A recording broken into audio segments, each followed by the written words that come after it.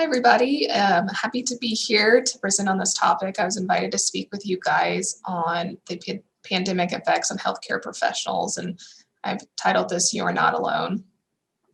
I'm Dr. Kelly Dunn. I am a psychiatrist here at OSU-CHS, and I also serve as the Executive Director of Treatment for the National Center for Wellness and Recovery. And for those who may not be familiar, that is our kind of our addiction medicine efforts across the state and nation here at Oklahoma State University. So we've been very busy getting those services underway as well here. So, but today I'm putting my wellness hat on. I'm also the medical director of wellness at the school, and so help with trainee wellness there. And so I am going to help provide some kind of tips on personal well-being in this session today. So I don't have any disclosures for you guys today on a kind of financial, ethical basis, but I did want to start with the disclosure that this presentation is really focusing on individual interventions. And I always like to start with this disclosure because, I think as burnout has gotten a lot of attention lately, and then even before COVID, and especially now, and our healthcare system as a system is very, very flawed, and a lot of the reason that healthcare workers are struggling. And even though I'm focusing on individual interventions today, I just want to stress that I think a lot of our problems are systemic, and those also need to be addressed. That's just not the focus of our talk today. So I like to think, I do a lot of addiction treatment, and AA is one of the peer support groups many of my patients attend, and they always start with the serenity prayer, and which focuses on the things you can control. And although I think we can impact systemic factors, one of the things we could definitely start impacting now is individual factors. So that's part of the reason why we're focusing on that today. Additional objectives today is to reflect on the experience of healthcare workers during COVID-19 pandemic. I'd like to differentiate the DSM-5 criteria for a trauma disorder versus what chronic stress is, so that you can also identify that in yourself and others. And then we'll talk about interventions to manage stress.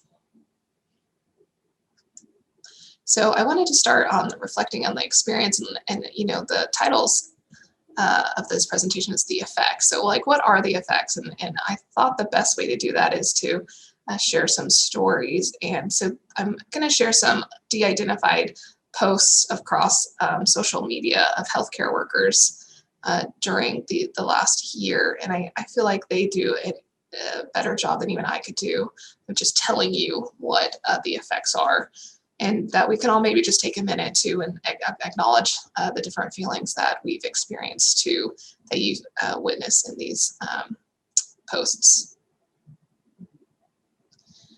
So this first one, anyone else with COVID fatigue? I'm not typically an anxious person, but I have been on edge and uneasy. It's like knowing there's going to be this epic mass shooting and you're on shift. And then you wake up from the nightmare and it's effing Groundhog's Day and you do it again for weeks. But you don't know when it's going to start exactly or end. Now, this was kind of done a little bit earlier in the pandemic, and this really struck me. And you can imagine that acute traumatic events on a large scale that healthcare workers often face, are usually time limited. But this pandemic kind of felt like this unending, and has felt like this unending situation. So we're going to talk a little bit about why that matters and how we manage stress in a second. But I wonder if any of you, we're recording this, so I don't get live feedback, but I wonder, if any of you have kind of sat in this feeling of this, just kind of waiting for the ball to drop. And then it has in many ways for a lot of you. And then you have to wake up and do it all over again. This next one, anyone else discouraged? I'm usually the hopeless optimist, but I'm discouraged by people going about life like usual, or pushing for normalcy despite our alarming numbers. Even some physicians and healthcare workers. And the vaccine rollout hasn't reached as many as we had hoped. Really concerned about what lies ahead. So this one's clearly a more recent post. And something similar to this one before is the one before mentioned, I'm not generally an anxious person, but I'm super anxious, or I'm generally really optimistic, but I'm feeling really discouraged. And so I think a lot of us are experiencing new feelings and new emotions that we hadn't really had to deal with on a long-term basis prior to this, and are now being faced to really deal with these hard realities right now. And I'm especially, I think the discouragement, you guys can relate for those that have taken a lot of precautions, that you see other people kind of acting as normal and not really doing anything to help mitigate the spread. And it's hard to not take that personally when you're struggling every day to survive in a lot of ways, both physically and mentally. And so to add to this kind of traumatic experience is witnessing people, even people we loved and respect, kind of treat it like it's not a big deal, or that the suffering you are enduring daily isn't enough to help them even modify their behavior a little bit. And I think that alone, I think a lot of healthcare workers can, they know that's what they signed up for. They know this is their job, and it's their calling to show up to work and help the suffering. But to see these other people kind of not contribute, I think it's been really painful for a lot. And I think naming how we're feeling is really important. So I'm with you for those who are in this pain of just kind of witnessing others not seem to care. Next. I'm finding myself walking a tightrope these days. How do I set an example without appearing judgmental? How do I take care of myself and my family without being hypocritical? How do I stay sane without making fun of the unfortunate and the vulnerable? I know I'm doing the right thing by not making travel or party plans for this holiday season. I'm trying to teach my kids not to be jealous of their friends who are traveling for the holidays, but I feel myself envious of those who are. I don't want to think about those who chose to travel or gather, or I don't want to think that those who chose to gather or travel are oblivious and uncaring. I am trying to keep my faith in humanity. This kind of jumps off our last one. It's like, not only is it hard enough to show up to work and have all these new protocols and risk management procedures, but on top of it, you're trying to figure out how do you parent your children well through this? How do you manage all those feelings of even jealousy? And then it's just like, I'm trying to keep faith in humanity. That's a huge weight to bear on top of everything I think people are experiencing daily. And so I hope for those of you who might be feeling the weight of that you're not alone, that a lot of us are really struggling with trying to see the positive in people, trying to teach our kids what this means, what's the meaning behind all this, the suffering, the sacrifice that a lot of us are experiencing, on top of the day-to-day work struggles that we have that were already hard prior to COVID. This is the last one. This is from a nurse who stated that, described kind of her experience lately as running a code with everyone wearing respirators make it so hard to hear, and everyone is kind of yelling because you can't understand what the F people are saying. It's tough. We've lost 10 people this week. I ordered body bags by the case today. And I remember this particular person mentioning, losing 10 people would be that would happen over a couple of months maybe in their hospital floor. So to lose 10 in a week was quite substantial. And I think that really wears on you, seeing that every day. That's really hard. And these are people who do face this frequently in their work setting. It's not a new feeling, but even to this extent, it's just quite challenging. And so I just want to take a minute and share these experiences, and so you could hear too that if you're feeling a lot of these things, that we're all feeling a lot of these things together. And what this kind of does to us is this stress, and I want to talk about stress and what that means to us, and why it's important to understand and important to manage. And there's different types of stress responses. Our bodies are really good at acute stresses. That fight or flight system gets activated, and it's fine-tuned to be able to act in a crisis situation. And they call this stress positive, meaning it's kind of the way it was intended to work. It's a normal and essential part of healthy development. And a lot of my work in the medical school too is to talk to students about stress in general is not a bad thing. Stress is what helps you become and form into the next thing that you want to be. It's essential to growth. They mentioned that getting a vaccine, which this is pre-COVID vaccine. I'm sure a lot of you have experienced even some stress on that. I know the reactions to some of them have been very unpleasant. First day of school, just learning something new, those kind of high intensity situations. But you can see this peak here. Your stress hormones go up, they come down. It takes a little bit of time to still get back to baseline, but you're pretty close pretty quickly. And then a more intense version was tolerable stress here in the middle. This is a response to a more severe stressor, like the loss of a loved one, something unfortunately many people have experienced lately, maybe a broken bone, maybe divorce, and it's still limited in duration. So it might be more intense, your stress hormones might be at a higher level, and the intensity might have a longer duration, but it's still, there's still kind of an end, you could say. Not that anyone ever really gets over losing a loved one, but the kind of the acuity part of that you recover from within a couple of months. And then there's toxic stress, this last slide here, where you're experiencing strong, frequent, and prolonged adversity. Some examples of physical or emotional abuse or exposure to violence. This is just stressful situations that recur and don't remit.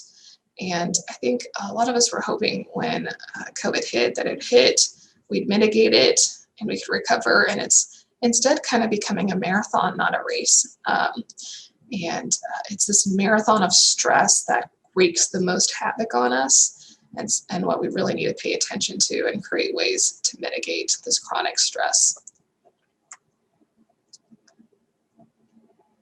So understanding stress and trauma reactions, what we call criterion A in the DSM for trauma is an exposure or a witness to actual or threatened death, serious injury, or violence. Part of the criteria for PTSD is not even the threat is to you, but you could have witnessed a threat to somebody else. And that can still create the stress response required for PTSD to develop. And this is necessary for acute stress disorder or PTSD.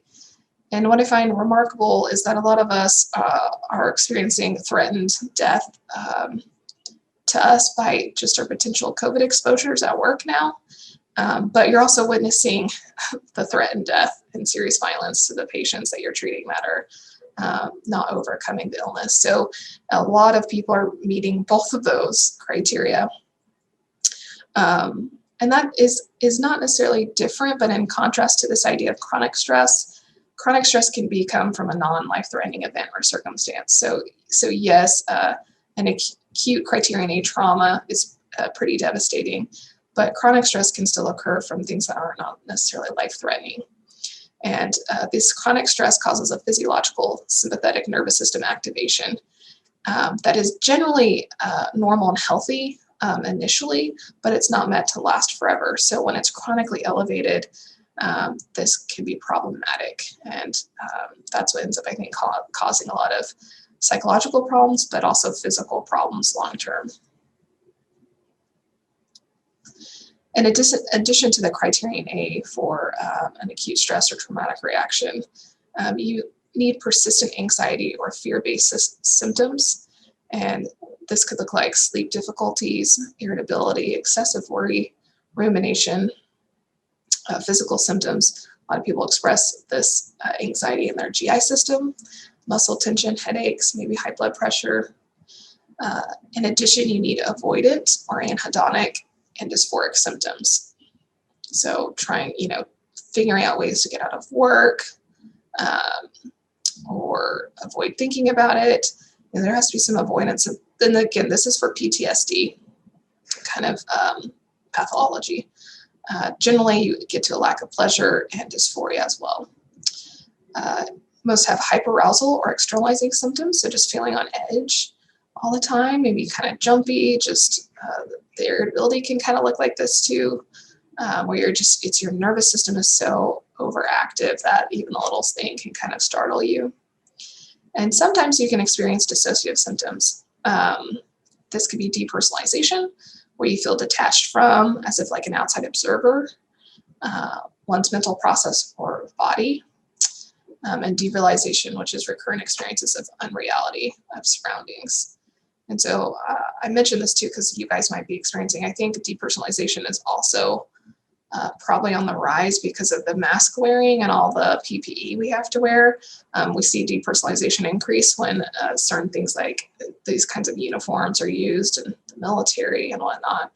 And your other people's facial expressions are also often covered. And so you can kind of feel that kind of like detachment from your body and from your person.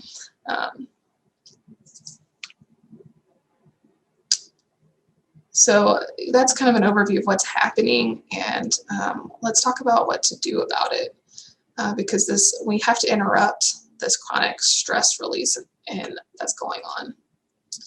So primary considerations is managing impact of chronic stress, and that's I'm going to go into kind of ways you can do this. The sympathetic nervous system is normal and natural and healthy, but not forever, and I think that's really important. I teach my patients, I teach the students, like, your body's doing the right thing at the wrong time, and so it's not broken. We just got to recalibrate it, and there's things we can do to do that. Avoiding responses that lead to negative anxiety cycle, so such as being mindful of your coping behavior. For example, a negative anxiety cycle, you're feeling really wound up and you decide to Netflix and chill, but because you're watching Netflix late at night, you're not going to sleep. Now you wake up the next day and now you've not had enough sleep, which generally makes your anxiety worse, and that can kind of feed into this anxiety cycle. So being mindful of whether your coping behaviors are helpful or hurtful, even if they temporarily relieve some tension, are they long-term making it worse? Alcohol has been a really common coping behavior, and we see alcohol sales on the rise. Short-term gives you some release, long-term causing a lot of problems for people. So kind of be mindful of the things you're choosing to cope. And also depathologize your emotions. Relax and let yourself be nervous. I like to say distress equals stress plus resistance. So it's this resistance to feeling stress. I think that causes a lot of our distress. So if we can drop the struggle a little bit of letting ourselves actually be anxious, be nervous, it's okay, and actually sit in that instead of resisting it, sometimes that can actually relieve a lot of tension and anxiety, and normalizing how you're feeling across the board, and that it's normal for you to be on edge, and it's such a time as this. The goal is to increase the likelihood that these events will be processed successfully. And so adequate adaptation of cognitive and emotional processes are involved.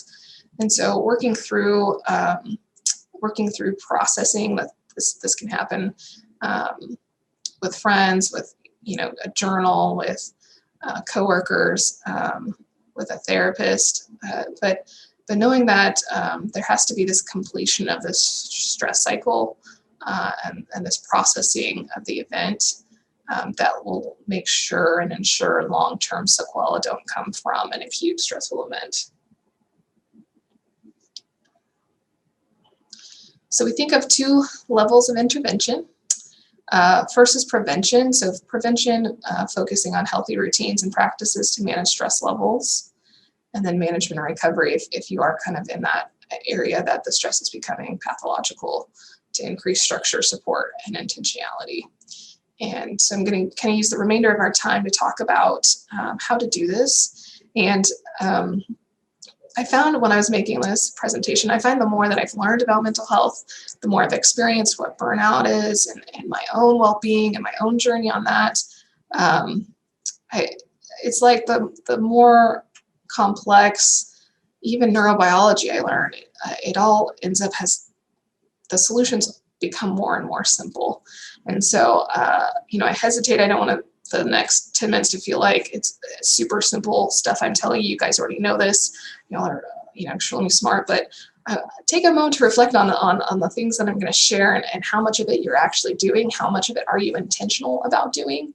Because I find myself not. And the more I really incorporate this in an intentional way and create structure in my life to incorporate these things, I really do feel like my well-being improves. So hopefully you guys do too. So the stress itself will kill you faster than the stressor will, unless you do something to complete the stress response cycle. While you're managing the day stressor, your body's managing the day's stress.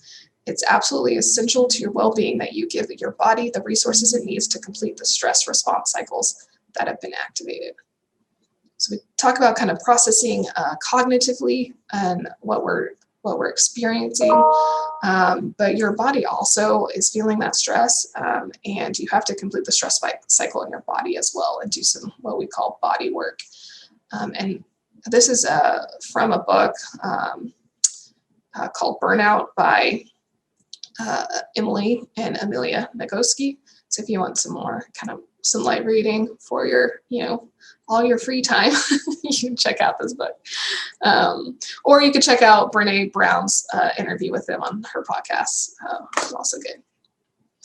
But I'm going to talk about 7 ways to finish this stress cycle. And the more of these you can incorporate, I think the better you'll feel. And what we're doing is that chronic stress hormones and activation that I mentioned earlier, we're interrupting that. And the goal is to interrupt that and complete the stress. And you guys might, I'm sure you guys have experienced this. You had maybe an event at work that happened, right? Maybe a bad outcome or just a stressful conversation with a family member that's really intense. Maybe you had to confront a coworker and you still have to perform at work. It's not like you can do that and then you get to go home and chill and relax and recover. Usually you have to finish the day, right? And it's on your way home from work that you almost can feel your body let down that stress, right? Sometimes people get headaches during these times because there's such a dramatic drop in your hormones during that time. And that's your body trying to complete that stress cycle. It didn't happen right after the stressor was gone, right? The conversation was over, the patient passed, those stressors were finished. And your body wasn't like, cool, we're good now. It actually needs the stressor's gone, but your stress has not been really complete yet. So this idea of kind of maybe completing your stress, I wonder if that may be a new idea for some of you, but it's especially important that these things naturally happen day to day. But when you're in such elevated levels of stress, the natural ways of doing this from day to day sometimes are harder to do or aren't enough, and you have to add more to really manage this chronic stress you might be enduring. Okay, so no surprise, but physical activity, one of the best ways to complete your stress cycle, because of that body's just storing all the stress experienced in that day. But it's not just about going to the gym. I show Peloton here. It's the fad. I'm hashtag dopamine queen if anyone wants to ride with me. But dancing in the kitchen, right? That can count. Maybe doing jumping jacks in your apartment, running, swimming, stomping your feet and screaming, or punching a pillow. This guy's screaming his heart out to, probably an 80s classic. I'm not sure. Maybe taking a calm walk. Maybe your idea of physical activity is not as angry. But these things help your body really process the stress experience during the day and helps end the stress cycle. The first definition of stress in the Merriam-Webster dictionary is a force exerted when one body or body part presses on, pulls on, pushes against or tends to compress, twist another body or body part. So this idea of this like force being applied to your body is like the first definition, right? It is a physical definition. And so you're not going to relieve stress if you don't figure out what works for you. And it's different for everyone. And so finding what works for you and making time. I know a lot of people in this field, you know, they're such givers, and sometimes it feels selfish making time for ourselves to do these things. But make time. You deserve it. You need it. We need you guys to take care of yourself. So be selfish. And it's not really selfish, but you know, I know it feels that way for a lot. Be selfish and make time for that. You're gonna manage stress better. You're gonna be more productive. You're gonna be healthier long term if you're able to do this.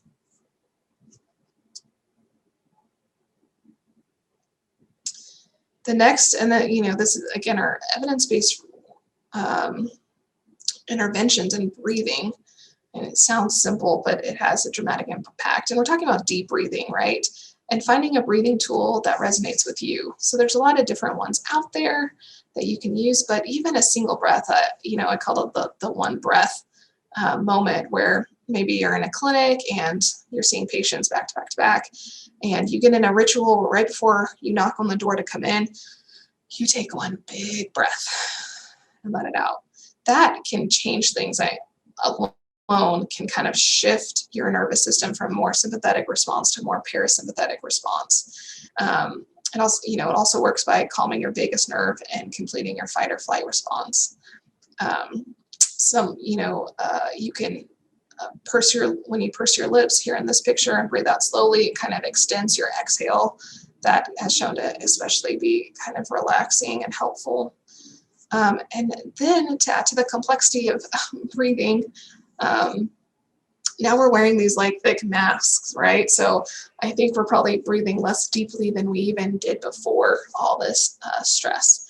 And so being mindful of that and working on deep breathing throughout the day can have a lot of great interventions. There's quite a bit of apps out there too, if you need some help or you really enjoying it. Maybe you want to take some time in addition to during your day at night, really do some breathing exercises. Headspace has some meditation on it. And I think they're still offering it free to healthcare workers with an NPI. There's an app called Calm out there that has a bunch of different kinds, different times. So, you know, you have a minute, you just want to do a minute of it. You got 5 minutes, you want to do a more extended time. It has options for you. So look into those and find something that you really like and feels life-giving to you. But breathing helps complete the stress cycle. So and it's something we always have access to do and can do really when we're doing anything else. So this is one of those interventions that you don't even have to necessarily make time for. You just have to be intentional with it.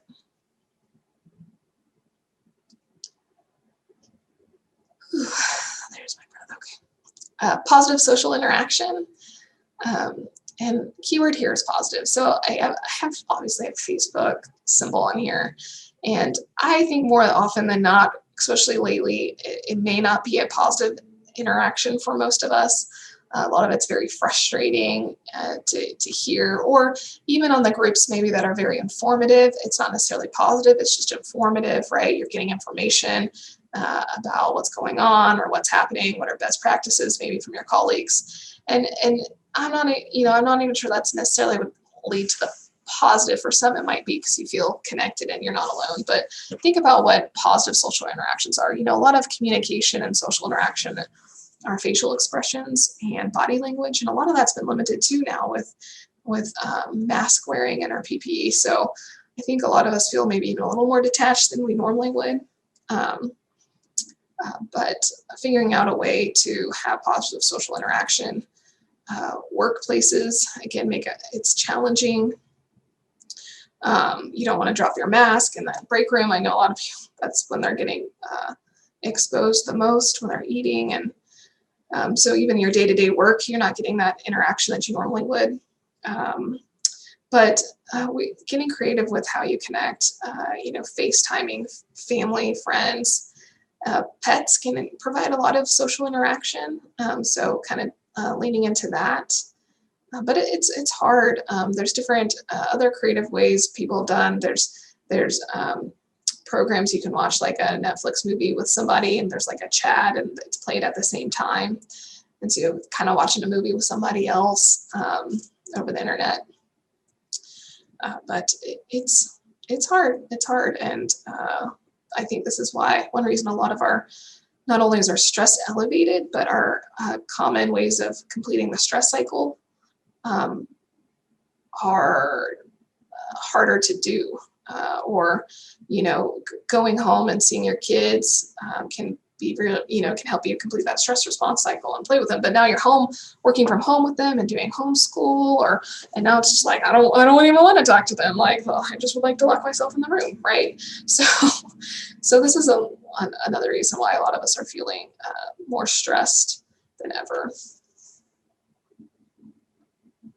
Laughter can help complete the stress response cycle.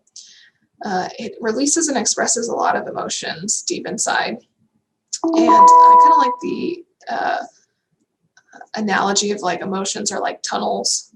So you kind of have to work your way through them to get to the other side, to get to the light at the end. And when we don't let ourselves work through the emotions, then they can really start causing problems. So emotions in themselves are healthy, but you don't want to get, I guess, emotionally constipated. You want to work through the tunnel, right? You want to get to the light. And laughter is kind of a way to get there. These Bernie memes, just like, they tickle me to death. I included some of my favorites here for you. And so memes really, I think, are the reason I got through last year, 2020. Like, I feel really stressed, and people are just incredibly witty or corny with their memes. And it's just, like, I'll just sit and read memes for like 10 minutes, and I can tell that that's one thing that completes my stress response cycle, is just laughing about even the hard things sometimes, and just seeing the humor and how ridiculous life is right now. I mean, we're just talking about the pandemic. I haven't even mentioned politics. This will probably be the only time we do. But like, add that layer of complexity onto this, and the extremes going on, and you're just like, it's a lot. And so sometimes just kind of laughing about how ridiculous we all are as humans can really relieve some of that pressure. It does for me, at least.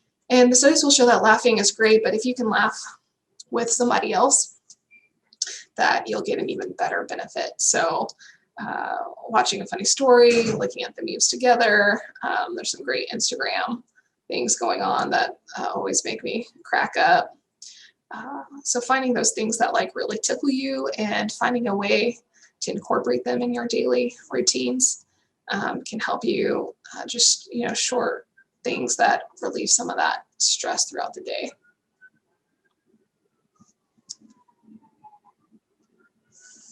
Creative expression does something with your brain that helps kind of release some of this tension.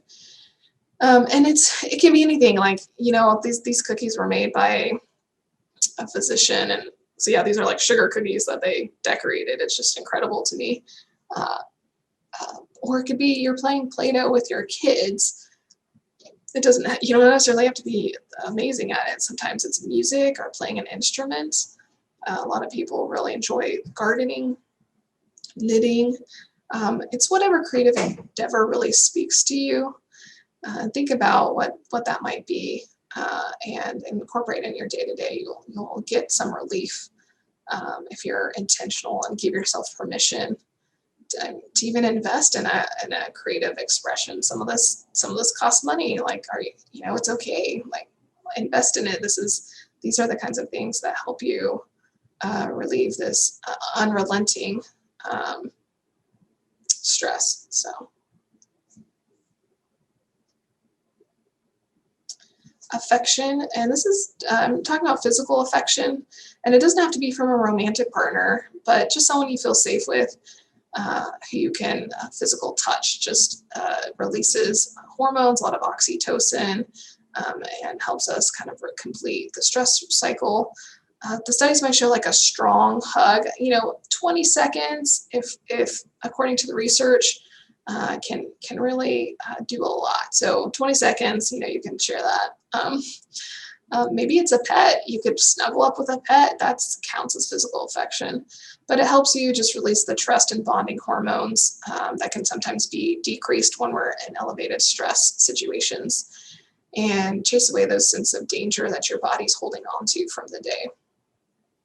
Or you'll notice your heart rate slowing and your body kind of begins to feel safe. You can imagine hugging someone you care about, and if you hug long enough, if you just do a short hug, you're all like tense, right? And then you're like, let go.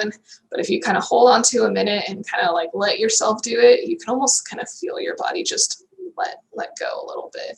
And that's what we're talking about is that kind of shift in our nervous system to a more kind of relaxed, peaceful state.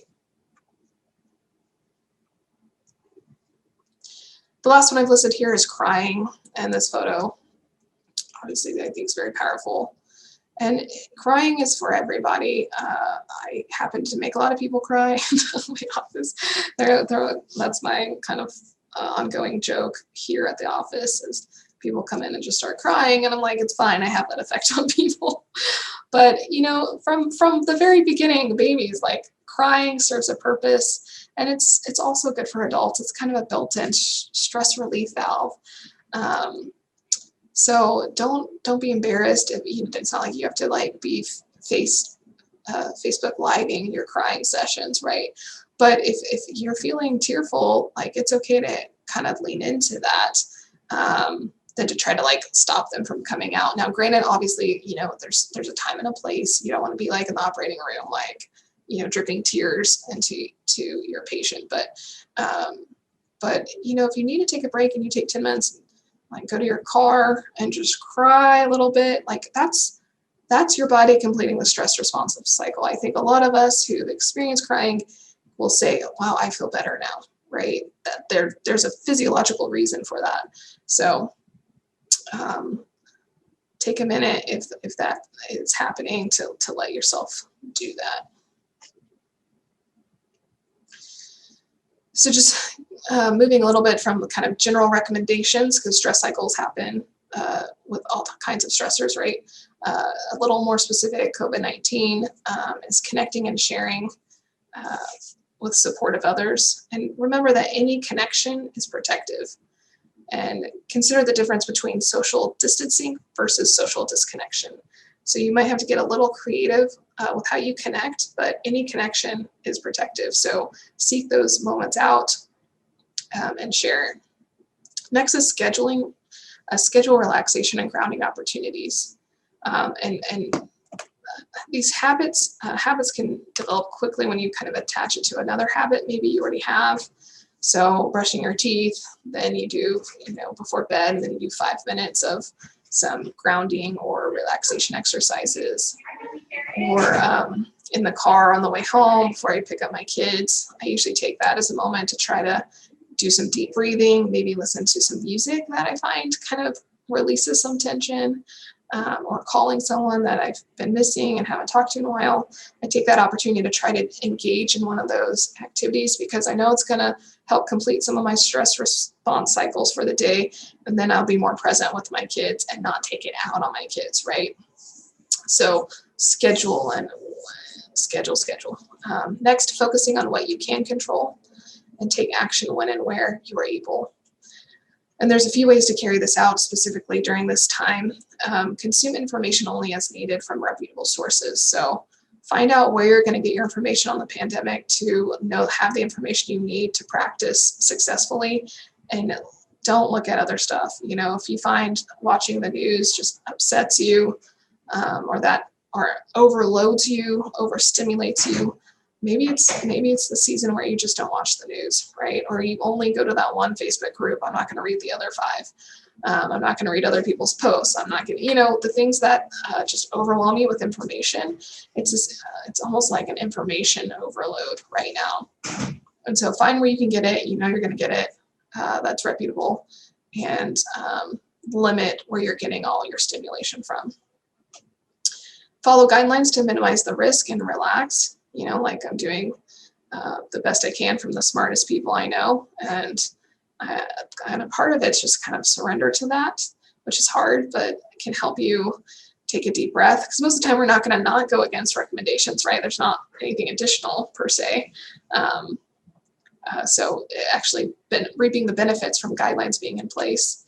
And then identify activities that bring purpose, meaning, and value. And I wanted to share, Connect and Share was our first one, and this idea of activities that create meaning, purpose, and value was a story that was sent to me about an experience a nurse had with a patient. And so I wanted to connect and share and talk about kind of meaning and just share the story with you guys. So here it goes. Today was different. It's another day at work, a day of loss, a day of frustrations, sorrow, and sadness. But in these moments, we have to take away the triumph. And it may not be the victory that we hold dear or the victory that was right or fair, but the triumph and victory that we hold close to our hearts in knowing what we did was right. So as I held this patient's hand, I just listened. I listened to him and his 80 plus years of wisdom tell me he was tired. He was tired of fighting, and he knew he was losing to this evil monster we called COVID. He knew we had done all we could, and he knew he was still losing. So he was making this very conscientious choice to be done. He smiled very sweetly at me and said, "You did the best you could. You are one of the best nurses I had. Sorry, wow." And you've done a good job. And as I watched a tear slip down his cheek, he said, "I just know it's time, and I'm tired. I just want to be comfortable." I cried with him, and I said I was sorry. I was sorry this awful virus did this, and we weren't able to fix him. He smiled and said, "It's okay." I sat with him for several minutes and told him we would honor his wishes in return to have the doctor notified. While this isn't easy and I could have stayed and urged him to push on, I knew that wasn't where the victory would be. Some may say, why was this a triumph? Because I held up my end of the bargain to be an advocate, and I wasn't selfish in thinking or giving false hope that this fellow was going to make it or try to tell him otherwise. I'm giving this well-deserving man the opportunity to die with dignity and comfortably with his family by his side. And that, my friends, is a victory. So I think this nurse kind of sharing that with other nurses kind of brought them all together to really understand what they're doing. And these stories happen all the time in healthcare, but having to have these kind of really hard emotional situations that, even though they're so meaningful, to go through that on a daily basis right now is really hard for everybody. So, but remembering why we're doing it and the impact of that, I think, can really make the suffering bearable for so many. A few more things. Routines help. So maintain healthy routines. Set a regular sleep schedule. Shower, get dressed, eat our regular meals. For those that are working a lot from home, this has been challenging. Routines have kind of been challenged. So getting back to routines for you and your family can help. Exercise changes brain function and has anxiolytic effects. So I can't stress enough how important, even though you may not feel like doing it, it helps tremendously. And lastly, seek help. Know when to seek or recommend additional support. I've talked to you about the symptoms of acute stress and kind of when we're thinking it's even beyond normal, when they worsen to symptoms of depression, anxiety, and especially if you're having any safety concerns like suicidal ideation, abuse, and neglect. And I didn't go into a ton of that today, but when your brain is bathed in stress hormones 24/7, the result of that is depression and anxiety. That's what those disorders are. They are a stress disorder. So if you're feeling that way, it's because your brain's probably bathed in those things. And get help, and we can help your brain get out of that mess and get some relief. It's not forever. And so identify that in yourself and know, okay, these are just warning signs that I need some additional assistance to help relieve this stress cycle that I'm not quite able to relieve it on my own, and some people can't. I need some help.